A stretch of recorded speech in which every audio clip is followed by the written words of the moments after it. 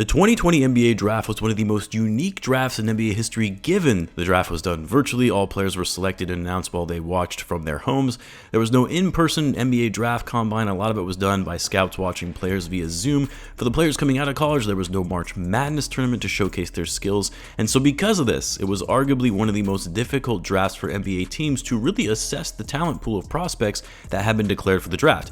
And it's why, when you look back at this class now, just 3 seasons later, you see there were a lot of instances where teams probably would have drafted differently. And none of those can be more obvious in retrospect than all the teams that wish they had drafted Tyrese Haliburton. And that's even the case for the team that drafted him, who decided to move him in a trade just a season and a half after the selection. Yes, that being the Sacramento Kings, a team that is known for their historically bad front office decisions. And I absolutely love a story like this, where a player year after year proves all of his skeptics on draft night wrong and rising to superstardom at such a young age. And no, that's not a stretch to be calling Tyrese Haliburton a superstar. Just how much is he proving all of his doubters wrong? Well, let's talk about it in this video. As always, if you're new to the channel and you like this type of content, it would mean a great deal to me if you subscribe to help the channel grow, and in return I'll be providing more NBA content like this. Now, I recently did a video on Jalen Brunson and just how quickly he's become one of the more underrated players in the NBA, and also highlighting how much he was overlooked throughout his journey in getting to the league. For Tyrese Haliburton, it was almost more so the case, but in the opposite manner, in which he was very much overlooked coming out of high school, whereas Brunson was a top 20 recruit of his class. Haliburton wasn't even a top 150 recruit coming out of high school in Wisconsin. While scouts recognized that he was a talented ball handler, possessed great court vision, and a solid jump shot, his slender frame and inability to get to the rim and driving to the hoop was seen as a downside coming out of high school. The talent was there, but was he going to be big enough, strong enough, fast enough to compete at the collegiate level, let alone at the professional level? And while Haliburton would eventually commit to Iowa State and play decently in his freshman year, the concerns and skepticism that scouts had coming out of high school was becoming evident with his inability to get downhill and overpower defenses and getting the basket and drawing contact. But in his sophomore season, he started proving some of his doubters wrong, building some muscle, improving his handles further, working on his shooting release, and would have a standout season in which he was becoming a Swiss Army knife type player who could do it all: score, rebound, pass, facilitate, play defense. But there were questions about whether or not his game would translate to the NBA. Could a player of his size and stature, primarily a point guard, and unable to get to the basket at the college level, could he compete at the highest level of basketball in the NBA? Now, while there was uncertainty and skepticism about Haliburton entering the league, he still was projected to be a lottery pick in the draft, but the range for where he would land varied across most mock drafts, from as high as number 4 to some even saying that he would be a mid-first rounder. And when Haliburton fell out of the top 10, it was clear teams were wary of investing such a high draft pick into this kid whose game could very well crumble at the NBA level. The last thing a GM wants to do is draft a great college player with a top 10 selection whose game and skills don't translate and take off in the NBA.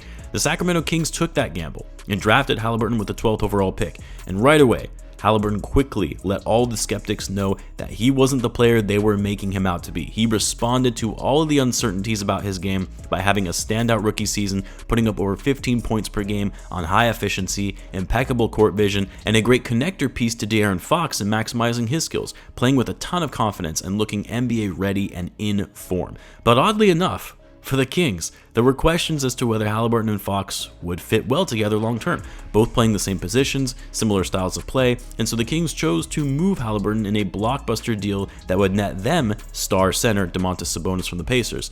And while I'm not here to debate the trade itself, as the Kings ended up thriving after the trade, having one of their most successful seasons in nearly 2 decades, but it's pretty clear now, given Haliburton's age, his upside, and just how much he has taken the league by storm, that the Kings screwed this one up yet again. And this is where Haliburton's game really started taking off. No longer bound by another star point guard who was given priority in the offense, but free to be the team's lead player and floor general, their #1 scoring option, and having everything be generated through him.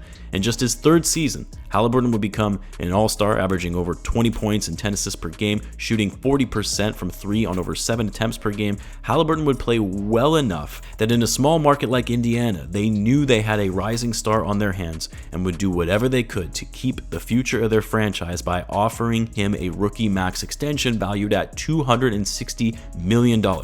From an afterthought coming out of high school, falling late in the lottery, being passed up by multiple teams, to an all-star and $260 million contract just 3 seasons into the NBA.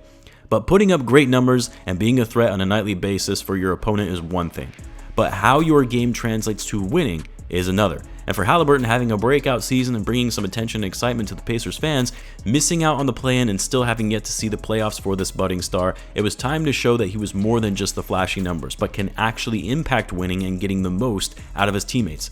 Enter the season, and as I mentioned at the top of this video, this is where we truly see Haliburton bud into the superstar that most scouts never thought would be possible. Because not only is Haliburton putting up even better numbers than he did last season, scoring at will, shooting a ridiculous 44% from 3 on near 9 attempts per game, shooting 52% overall with a true shooting percentage of 67% on that kind of usage as their primary ball handler, but also leading the league in assists and lowering his overall turnovers.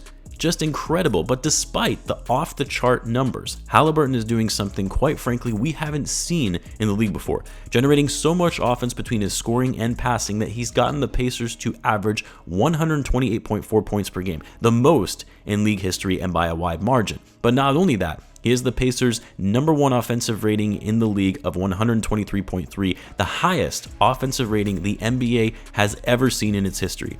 They're also the #1 team in the league in pace, but at the same time, they have the 3rd fewest turnovers in the NBA.